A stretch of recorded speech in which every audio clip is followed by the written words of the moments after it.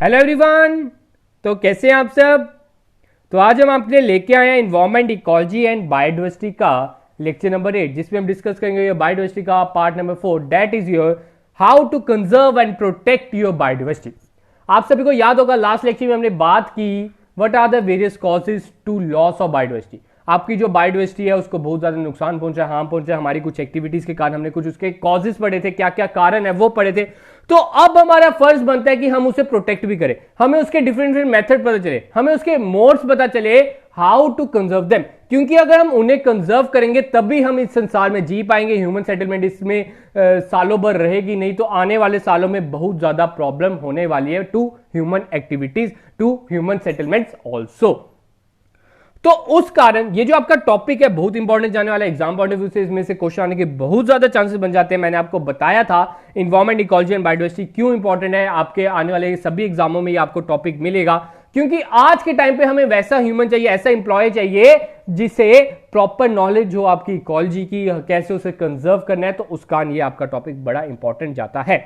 Hope so आप सभी ने पुराने लेक्चर्स देखे होंगे, पुराने 7 लेक्चर्स देखे होंगे, तभी आप इस लेक्चर में आए हैं। अगर आपने पुराने वो 7 लेक्चर्स नहीं देखे तो आप सभी से अनुरोध है, आप सबसे निवेदन है कि आप पुराने वाले लेक्चर सबसे पहले देखिए, तभी आप इन लेक्चर्स में आइए, तो तभी आपको मजा आएगा।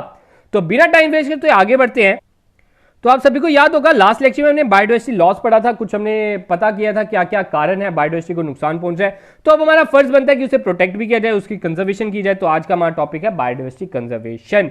ठीक है, biodiversity is important for human existence, all forms of life are so closely interlinked. देखो ये जो आपका स्टार्टिंग पॉइंट है ये तो आप खुद भी पढ़ सकते हो, इतना इंपॉर्टेंट नहीं है ये सिंपल मैंने बेसिक दिया, क्योंकि पीडीएफ मैंने आपको प्रोवाइड करनी होती है, इसलिए मैं चाहता हूं कि आपको हर एक लाइन टू लाइन प्रोवाइड कर दूं, ताकि जब आप एग्जाम के टाइम पे ये पीडीएफ या अपने नोट्स पढ़े तो आपको आसानी से समझ आ जाए। तो वो उन्होंने इसमें यही बोला कि बायोडाइवर्सिटी बहुत ज्यादा इंपॉर्टेंट है ह्यूमन एक्सिस्टेंस के लिए। पर आप एक भी आप अपने क्रिएचर को इफेक्ट करते हो तो वो ह्यूमन को भी इफेक्ट करेगा।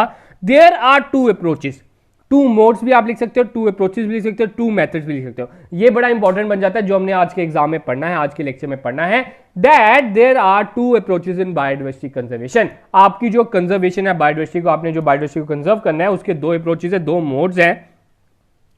तो कौन कौन से वो 2 मोड्स हैं? That is your first one is your in situ conservation and the another one is your ex situ conservation. तो आपसे पूछा जा सकता है what are the various modes, what are the various methods to conserve the biodiversity. ठीक है, तो biodiversity को कंजर्व करने के 2 मेथड है, that is your in situ. In situ का दूसरा नाम है ऑन साइट। ठीक है, ये भी लिख लो आप, ऑन साइट कंजर्वेशन। और एक्स सीटू का मतलब है ऑफ साइट, OFF। ठीक है, ऑफ साइट कंजर्वेशन। ठीक है, 2 मेथड है, that is in situ conservation and the ex situ conservation. इसे हम डिटेल में पढ़ेंगे, यही हमारा लेक्चर इसके रिवॉल्व अराउंड कर रहे हैं। That is your first one is your in situ conservation. क्या है इन सिटू कंजर्वेशन? देखो बड़ा इजी लैंग्वेज में समझाऊंगा, आप बस अपने नोट्स में ना हिंदी भाषा भी घुसा सकते हो तो घुसा लो, अगर आपको हिंदी समझ आती है हिंदी में भी लिखोगे, क्योंकि जब एग्जाम में आपका कंसेप्ट पूछा जाता है, आपको क्या कंसेप्ट मिला है ये नहीं पूछते आजकल डायरेक्ट, आपसे ये नहीं पूछेंगे कि हाँ इन सिटू का क्या मतलब है, आपसे थोड़ा सा घुमा फिरा के, लेकिन उसके लिए आपको कंसेप्ट क्लियर होना चाहिए। तो इन सिटू कंजर्वेशन क्या है? The conservation of species in their natural habitat और natural ecosystem is known as in situ conservation. मतलब कि अगर कोई आपका क्रिएचर है, कोई आपका स्पीशीज है, फॉर एग्जाम्पल टाइगर, टाइगर अगर जंगल ए में पाया जाता है, ठीक है, तो उसे उधर ही कंजर्व करना है, उसके हैबिटेट में ही कंजर्व करना है, उसे और कहीं नहीं लेके जाना, जहां पे वो है उसे वहां पे ही रखो। उस कंजर्वेशन को हम बोलेंगे इन सिटू कंजर्वेशन। और अगर आप उसे उसके हैबिटेट से, जहां वो नहीं पाया जाता, जहां उसका हैबिटेट है ही नहीं है, जहां उसके रहने की आदत ही नहीं है, आप उसको दूसरी जगह ले जाओगे, उसको हम बोलेंगे एक्स सिटू कंजर्वेशन। तो ये रहा, ठीक है, 2 आपके डिफरेंस पता चल गए। इन सिटू इज योर इनसाइड, जहां पे वो पाया जाता है, जिस हैबिटेट में वो पाया जाता है उधर ही आपने उसे कंजर्व किया। लेकिन एक्स सिटू में क्या है, आप उसे आउटसाइड द एरिया ले जाओगे where they are naturally occur, in other words threatened animals or plants are taken out from their natural habitat and placed in special setting where they can protected and given special care। ठीक है, तो इन सिटू में क्या है, आप उसके उधर natural habitat जहां पे वो पहले का था वहीं रख रहे हो, लेकिन एक्स सिटू में आप उसे दूसरी जगह ले जाते हो। ठीक है, होप सो क्लियर होगा। तो आगे बढ़ते हैं। इन सितु में क्या लिखा है, in the process the natural surroundings और ecosystem is protected and maintain so that all the constituent species are conserved and benefited. इसमें क्या होता है, उसके आसपास जितनी वनस्पतियां भी होंगे, कितने पेड़ पौधे भी होंगे, उन सभी को कंजर्व किया जाता है। इसमें सिर्फ और सिर्फ वाइल्ड लाइफ को नहीं कंजर्व किया जाता, उधर जितने भी आपके प्लांट्स, आपके फोना होंगे, उन्हें भी उधर कंजर्व किया जाएगा, so that all constituent species are conserved and benefit. अब आपसे पूछा जा सकता है इन सितु कंजर्वेशन में कौन कौन से आते हैं, इन सितु कंजर्वेशन किस किस मेथड से होती है। तो आपका पहला आता है natural park, wild life sanctuaries, biosphere reserves, reserve forest, protected forest and the natural reserves. ये आपकी कुछ नेचुरल हैबिटेट्स हैं, ठीक है। आपसे पूछा जा सकता है, आपसे पूछा जाएगा which of the following is a in situ conservation method. तो आपका पहला हो सकता है नेचुरल है पार्क दिया हो, क्या था सेंचुरी भी दिया हो, बायोस्फीयर रिजर्व भी दिया हो, और चौथा ऑल ऑफ द अबव। तो आपने ऑल ऑफ द अबव चुन लेना है। तो ये जो आपकी आपने सुना होगा नेशनल पार्क के बारे में, सेंचुरीज के बारे में, बायोस्फीयर रिजर्व्स के बारे में, रिजर्व फॉरेस्ट के बारे में, ठीक है, ये सब आपके जो आ जाते हैं, ये आपके कौन से हैं, इन सितु कंजर्वेशन। मतलब जहां पे वो पहले के थे, हमने उन्हें उधर ही कंजर्व किया, उधर हमने क्या किया, बाउंड्री बना दी कि हाँ आप इधर कंजर्व हो जाओगे, इधर हम इंसान को नहीं घुसने देंगे, ये आपकी रहने के लिए जगह है। इंसान क्या हो गया, बेरहम हो गया, वो पेड़ को काटते जा रहा है। लेकिन इन जगहों पे जो गवर्नमेंट है उन्होंने रोक लगा दी है कि आप इधर बाउंड्री पार करके नहीं जा सकते। अगर बाउंड्री पार करके जा भी सकते हो किसी किसी जगह में, तो उधर आप हंटिंग नहीं कर सकते हो, पेड़ नहीं काट सकते हो, ठीक है। तो ये कंजर्वेशन हो रही है बाय मेकिंग ए बाउंड्रीज। उन्होंने बाउंड्रीज बना ली और उधर उन स्पीशीज को प्रोटेक्ट कर रहे हैं जो एक्सटिंक्ट होने की कगार पे है। तो ठीक है, आपने ये जो आपके पॉइंट्स है ना, natural park, sanctuary, biosphere reserve, reserve forest, protected forest, natural parks, ठीक है, ये आपने ये जो है ना, इनको याद रखना है कि आपके इन सितु में आते हैं, ठीक है। अगर हम एक्स सितु की बात करें तो एक्स सितु के क्या एग्जांपल आते हैं, zoological park, botanical garden, wild life safari park, ठीक है। ये सब किसकी एग्जांपल है, आपकी एक्स सेतु की। तो ये आपने ये दोनों चीजें याद रखनी है। एक्स सेतु में आपके बोटेनिकल पार्क्स आगे, बोटेनिकल पार्क्स आप सभी को होता है, हमारे जेयू में भी, जम्मू यूनिवर्सिटी में भी आपको मिल जाएगी बोटेनिकल गार्डन्स। तो उधर क्या किया जाता है, बाहर की जो वाइल्ड लाइफ है उधर लाया जाता है, उधर प्रॉपर रिसर्च की जाती है, उनके ऊपर रिसर्च की जाती है, उन्हें आगे ब्रीडिंग की जाती है, ठीक है, बाहर से लाया गया।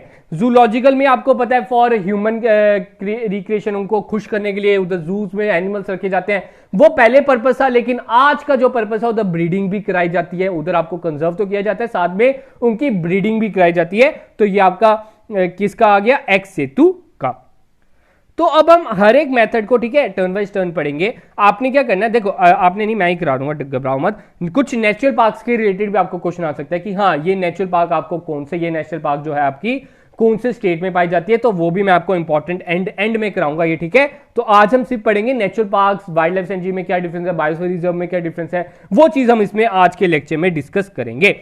तो first one is your national park. आप सभी ने सुना होगा नेशनल पार्क के बारे में, ठीक है। आपने भी कमेंट सेक्शन में लिख के बताना है जे&के की फेमस नेशनल पार्क कौन से, ठीक है। आपने पूरे जे&के की जो बेस्ट आपको जो लगती है, आपने वो नेशनल पार्क का जो इधर एक है, तो आपने उसका कमेंट सेक्शन में लिखकर बताना है। तो नेशनल पार्क की बात होती है, national parks are areas reserved for wild life where they can freely use the habitat and natural resources. The difference between sanctuary and national park is mainly lies in the vesting of rights of people living inside. Unlike a sanctuary where certain rights can be allowed in a national park, no rights are allowed. तो ध्यान से सुनना क्या कह रहा है।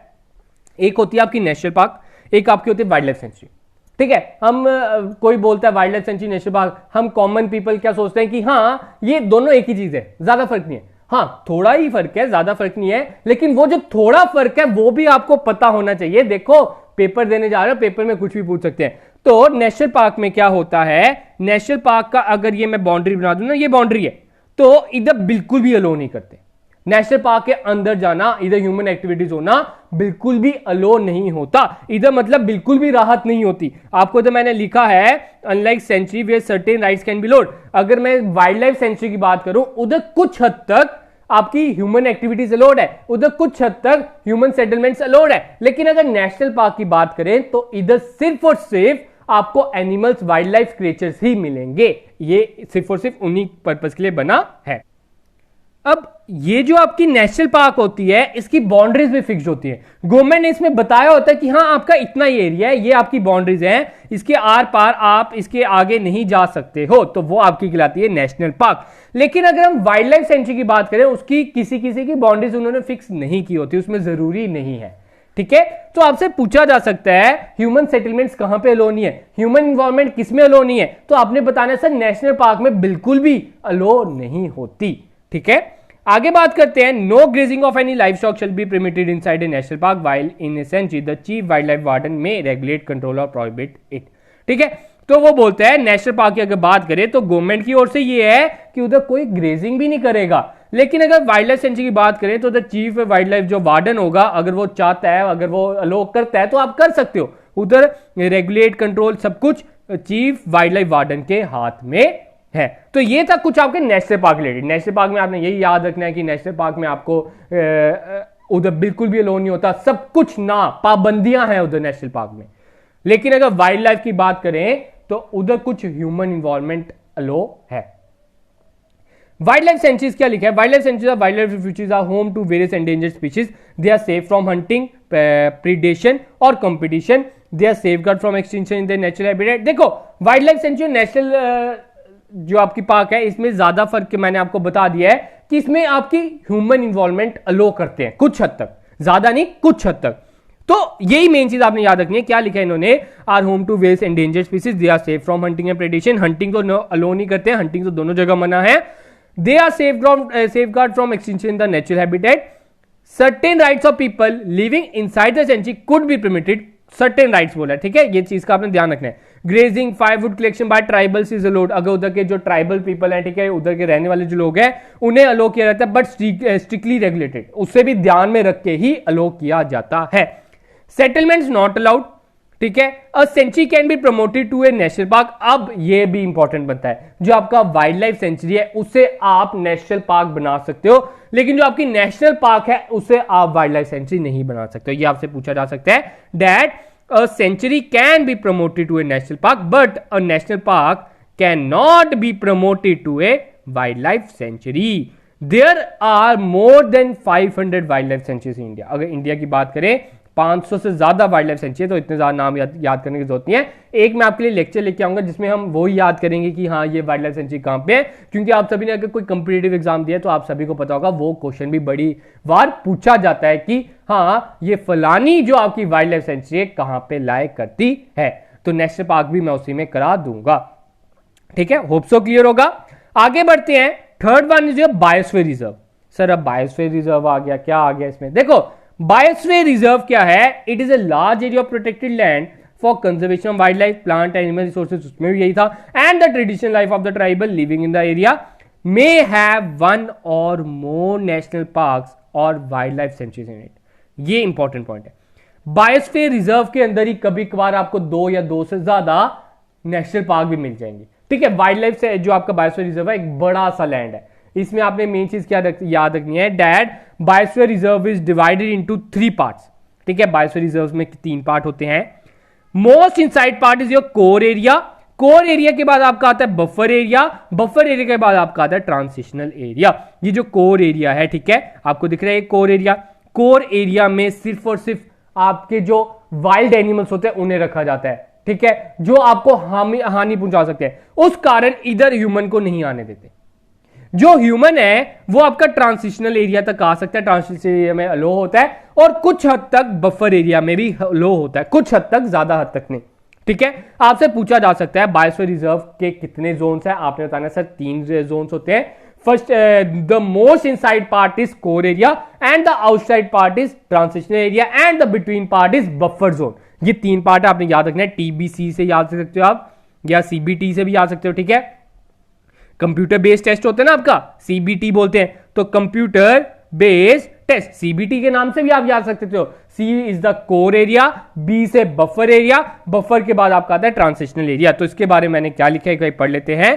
Core area is that comprises a strictly protected ecosystem for conserving ecosystem species and genetic variations in core human activity is not allowed। आपसे पूछा जा सकता है in which of the following area the human activity is not allowed. तो आपने बताना sir core area में बिल्कुल भी अलाउ नहीं करते, क्योंकि इधर जंगली जानवर होते हैं, उन्हें उसके ऊपर प्रोटेक्शन चल रही होती है, उनके ऊपर रिसर्च चल रही होती है, उनके ऊपर प्रॉपर मॉनिटरिंग चल रही होती है, उन्हें मॉनिटर कर रहे होते हैं कि हाँ इनमें क्या नई चीज है, इनको कैसे हम ब्रीडिंग इसकी इंक्रीज कर सकते हैं।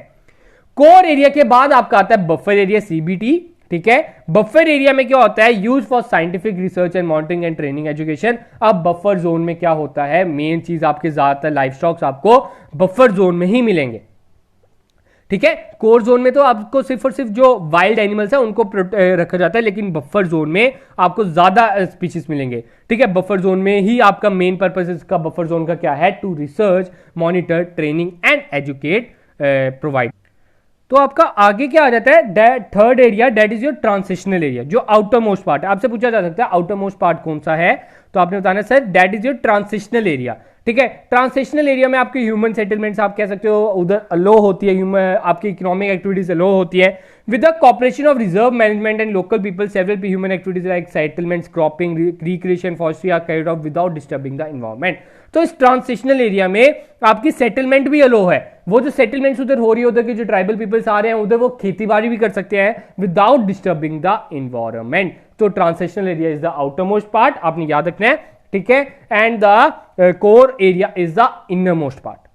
ठीक है, होप सो आपको क्लियर होगा। तो आगे बढ़ते हैं।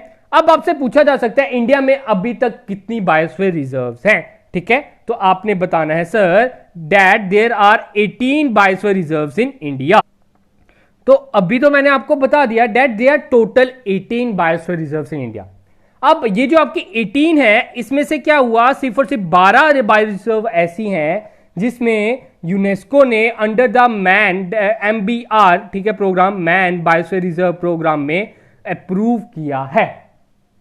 ठीक है, आपसे अगर पूछा जाए total biosphere reserves in India, तो आपने आंसर होना चाहिए sir 18।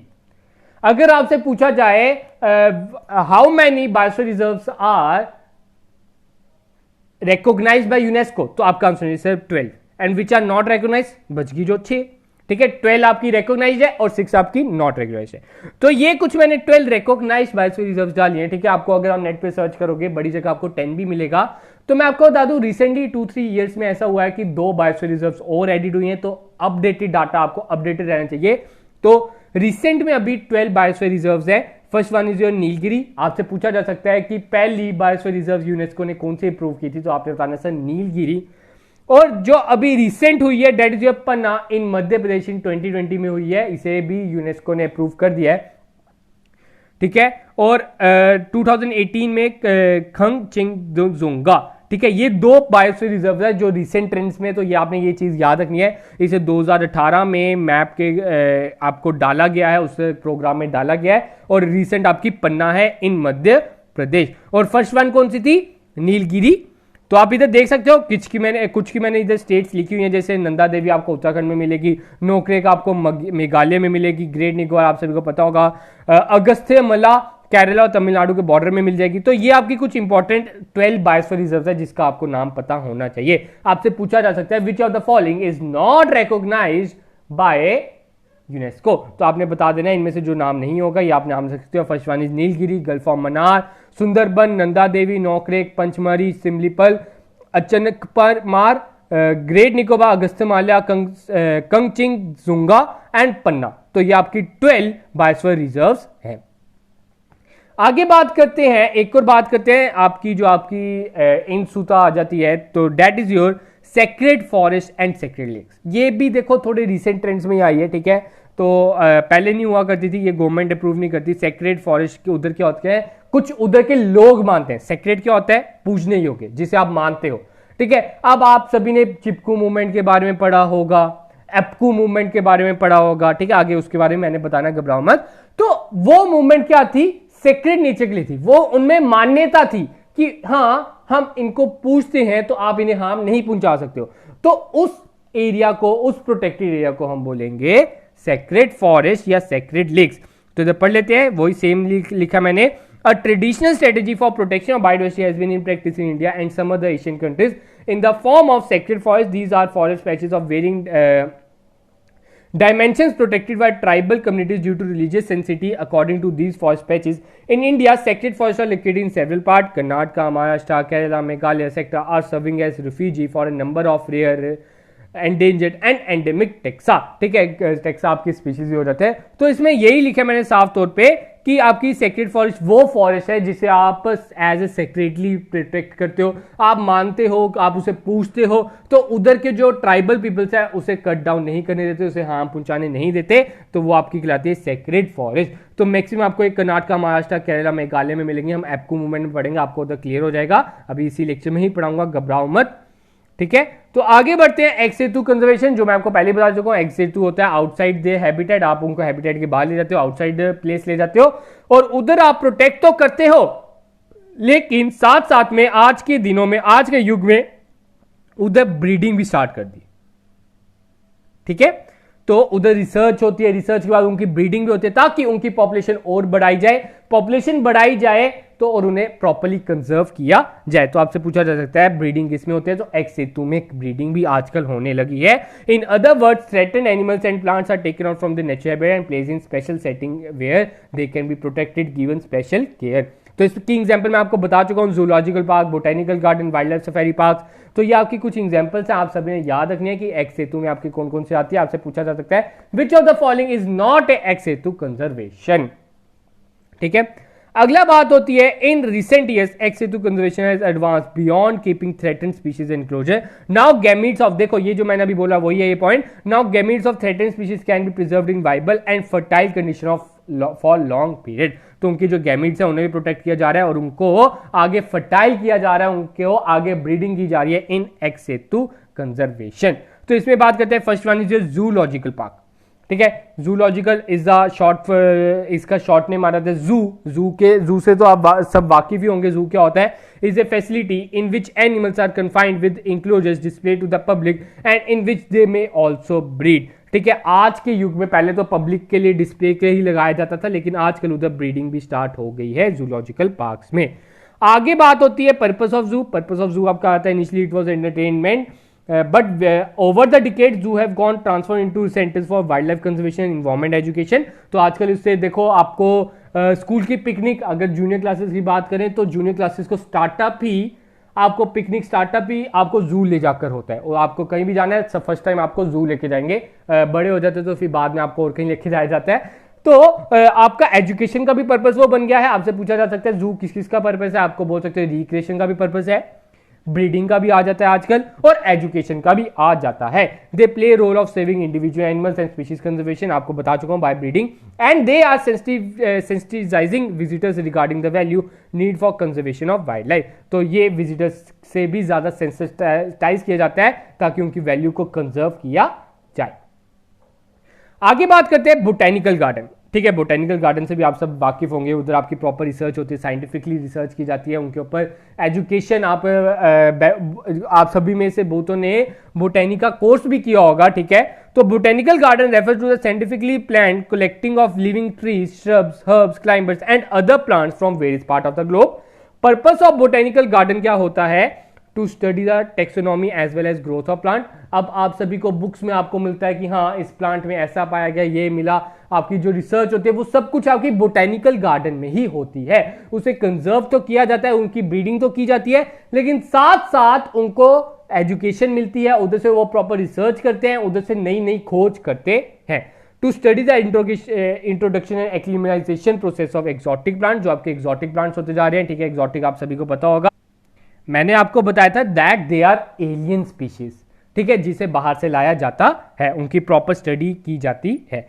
It act as a germ plasm. ठीक है, वही आपकी जेनेटिक मटेरियल लिया जाता है, उनकी कलेक्शन की जाती है. It helps in development new hybrids in arguments conserving rare and threatened species. ठीक है, it facilitates training of staff को ट्रेनिंग भी इधर से ही दी जाती है. It act as a source of recreation. तो ये इसके कुछ पर्पस थे. आगे हम बात करते हैं, हमने इन सेतु भी पढ़ लिया, एक्स सेतु भी पढ़ लिया, इनके कुछ एडवांटेजेस पढ़ लेते हैं. देखो आपका कोई अकेडमी का पेपर नहीं है कि आपसे पूछ लेंगे, इसलिए अब ये मत सोचना कि एडवांटेजेस थोड़ी पूछ लेंगे. आपने अगर कोई एग्जाम दिया, आप सभी को पता होगा, आपसे पूछा जा सकता है which of the following is the advantage of in Setu conservation.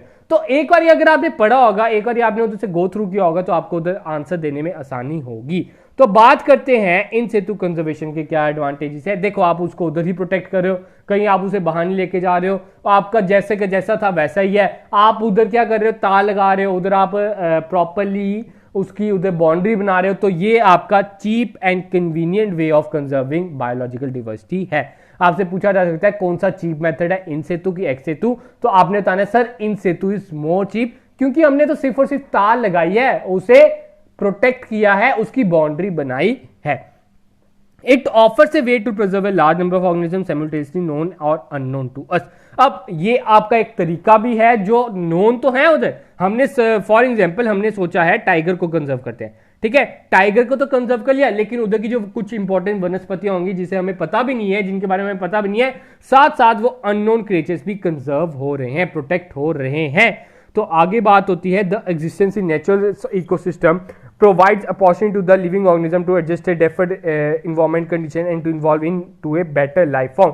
अब बोलता है ये जो अपने नेचुरल इकोसिस्टम में जो आप ग्रो कर सकते हो, आप जी सकते हो, वो आपका आउटसाइड में मजा नहीं है, आउटसाइड में आप उतनी अच्छी तरह ग्रो नहीं कर पाते हो, तो वो भी इसका एक इंपॉर्टेंट एडवांटेज आ जाता है। अब बात करते हैं इसका डिसएडवांटेज। इसका ओनली डिसएडवांटेज क्या है, it requires large space of earth which is often difficult because of growing demand of space। अब आप सभी को पता है डिमांड बढ़ती जा रही है। अगर आप बात करोगे कि नेचुरल जो पार्क्स हैं उनका आप एरिया पढ़ोगे तो आपका हजारों लाखों स्क्वायर किलोमीटर में उनका एरिया होता है, बहुत बड़े बड़े होते हैं वो, ठीक है। तो इसका सबसे बड़ा डिसएडवांटेज ये है, इन्हें प्रोटेक्ट करने के लिए हमें बड़ा सा एरिया चाहिए, और हमारे इस संसार में आपकी डिमांड बढ़ती जा रही है, हमें जगह चाहिए, हर एक को प्लॉट के पीछे भाग रहा है, प्लॉट चाहिए और जगह चाहिए। चाहे घर एक ही रहना एक ही जगह है, लेकिन आज के युग में इंसान के पास 10-10, 15-15, 20-20 प्लॉट पड़े हैं, तो ये इसका ओनली डिसएडवांटेज भी आ जाता है। आगे बात होती है what are the advantages of ex situ conservation. अगर एक्स सेतु की बात करूं तो उसके एडवांटेजेस क्या हो जाते हैं। इसका मेन एडवांटेज आ जाता है it gives longer life time and breeding activity to animals. ये आपके लॉन्गर लाइफ टाइम देगा, लेकिन इन सेतु में क्या होता है, हम तो सिंपल प्रोटेक्ट, हमने क्या किया, बाउंड्री बना दी, लेकिन एक्स सेतु में हम प्रॉपर रिसर्च कर रहे हैं, उनकी proper breeding, proper scientific method का यूज कर रहे हैं ताकि वो जल्दी से ग्रो कर सके। एक्स सेतु में हम उन्हीं को लेके जाते हैं जो बिल्कुल एक्सटिंक्ट होने वाले हैं, ठीक है। Genetic techniques can be utilized in this process, captivity breed species can again be reintroduced in the wild. तो ये आपके कुछ एक्स सेतु के इंपॉर्टेंस है, एडवांटेज है जो आप पढ़ सकते हो।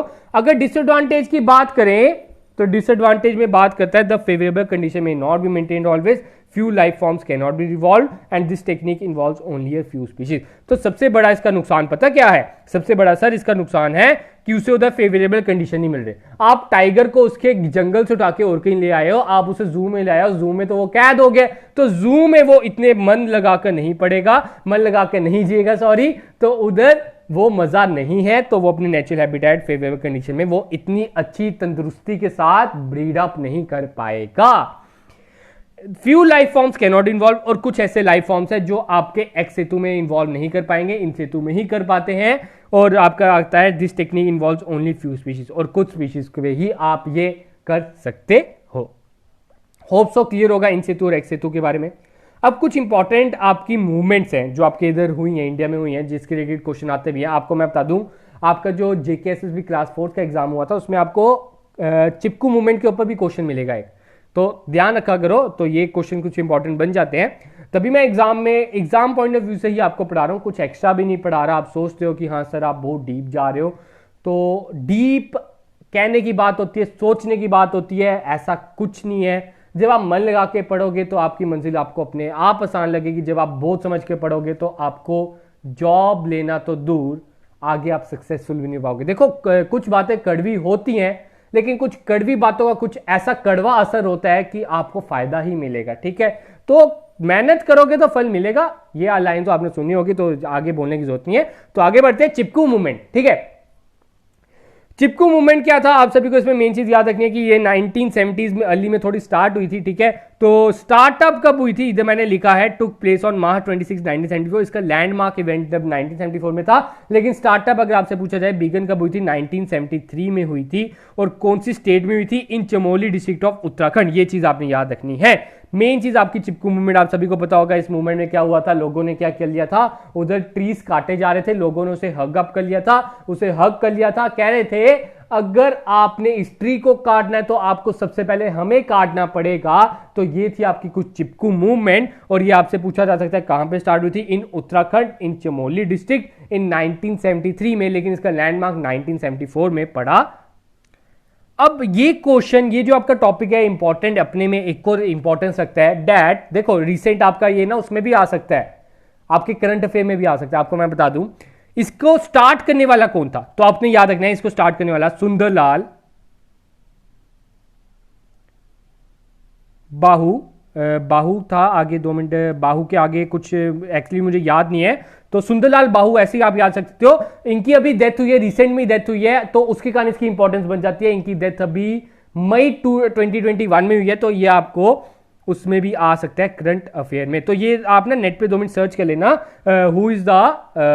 Who started the Chipko movement. तो सुंदरलाल बाहू के आगे एक और कुछ था, ठीक है, बाहू माहू था, कुछ ऐसे था, ठीक है। सुंदरलाल से भी आप याद रख सकते हो। तो इसी से अग्रस्त आपसे मोटिवेट होके अब एक और मूवमेंट आई, एपिकू मूवमेंट, जो साउथ रीजन में स्टार्ट हुई, कर्नाटका में स्टार्ट हुई, ठीक है। तो डेट इज इन 1983। इसमें भी उन्होंने यही किया, ट्रीज को हग कर लिया। The local term for hugging in Kannada is Appiko, ठीक है। तो आपसे पूछा जाता है अपिको का क्या मतलब है, तो अपिको का मतलब है हगिंग, ठीक है। तो कर्नाटका में ये आपकी साउथ, पूरे साउथ रीजन में ये मूवमेंट चली थी, एपिको मूवमेंट। चिपकू मूवमेंट से ही उन्होंने मोटिवेट हुए थे, तो उन्होंने उसी को अपनाया। तो ये कब स्टार्ट हुई, 1983 में, वो 1973 में। आप ऐसे या ये भी चीज याद रखते हो, 10 साल का अंतराल था दोनों मूवमेंट में। तो ये थे आपके कुछ इंपॉर्टेंट मूवमेंट्स। साथ में हमने कैसे कैसे कंजर्व करना है आपकी बायोडायवर्सिटी को, उसके बारे में हमने डिस्कस किया। होप सो आपको क्लियर होगा, कोई डाउट नहीं होगा। अगर अभी भी आपको कोई शंका है तो आप कमेंट सेक्शन में लिख सकते हो। आप देख सकते हो ये आपकी 47 पेजेस की एक पीडीएफ बन चुकी है, ये मैं आपको प्रोवाइड कर दूंगा। अभी भी हमारे 3-4 लेक्चर, 3-4 नहीं, कह सकते हो कि 2-3 और लेक्चर्स आएंगे इस बायोडायवर्सिटी के उसके ऊपर। उसके बाद ये टॉपिक खत्म, उसके मैं आपको फ्रीडम वाला जो आपका टॉपिक है वो स्टार्ट करूंगा। तो आज का हम इतना ही लेक्चर रखते हैं। अगर आपको लेक्चर अच्छा लगा तो दोस्तों लाइक तो दबा दिया करो। आप बिना लाइक किए जाते हो तो वो दिल पे बुरा लगता है, दिल से बुरा लगता है कि ऐसा आपकी मेहनत का आपको फल नहीं मिल रहा, लोगों को आपकी वीडियो पसंद नहीं आ रहा, आपका लेक्चर पसंद नहीं आ रहा। जिस दिल से मैं, जिस प्यार से आपके लिए मैं ये लेक्चर बनाता हूं, उसी दिल से आप एक लाइक का बटन भी दबा दिया करो, शेयर भी कर दिया करो, एक अच्छा सा कमेंट भी कर दिया करो। तो मिलेंगे जल्द दोस्तों आपके साथ। तो कोशिश रहेगी कल ही आपको मिले नए लेक्चर के साथ, जिसमें हम डिस्कस करेंगे your red data book. Red data book के कुछ कंटेंट्स क्या होते हैं उसके बारे में हम डिस्कस करेंगे। तो आज के लिए इतना ही, तो मिलते हैं कल। अलविदा।